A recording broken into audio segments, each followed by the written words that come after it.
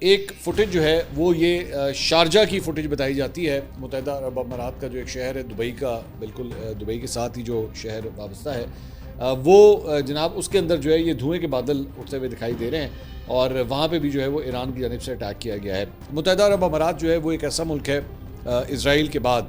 جس کے اوپر سب سے زیادہ بمباری جو ہے وہ ایران کی جانب سے کی گئی ہے، چاہے وہ دبئی ہو، شارجہ ہو، ابوظہبی ہو، تمام کے اوپر جو ہے وہ ایران کی جانب سے اس طرح اٹیکس ہوئے ہیں، اور اب تک کی اطلاعات کے مطابق تقریباً 40-50% جو بمبارمنٹ ہوئی ہے ایران کی جانب سے وہ متحدہ عرب امارات کے اوپر ہوئی ہے۔ تو یہ شارجہ کی کل رات کی فوٹیج بھی جو ہے وہ یہ سامنے آئی ہے۔ اس کے علاوہ ایک اور رپورٹ کے مطابق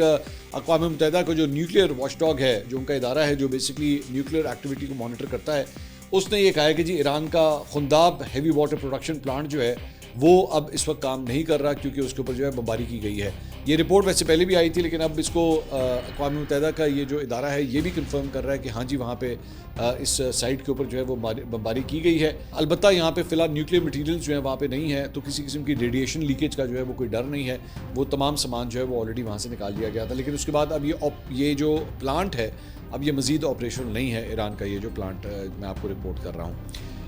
اس کے علاوہ ساتھ ہی ساتھ جہاں پہ وہاں پہ یہ صورتحال ہے، تو وہیں پہ یہ ایک خبر جو ہے وہ سامنے آئی ہے، اور اس نے کہا ہے کہ جناب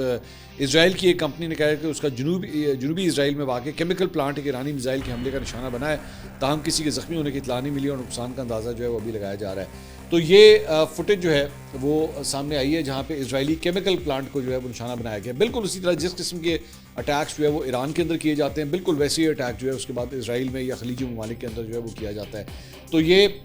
اسرائیل کی ایک کیمیکل فیکٹری ہے، کیمیکل پلانٹ ہے، جس کے اوپر ایران کی جانب سے جو ہے وہ پچھلے 24 گھنٹے کے اندر یہ اٹیک کیا گیا ہے۔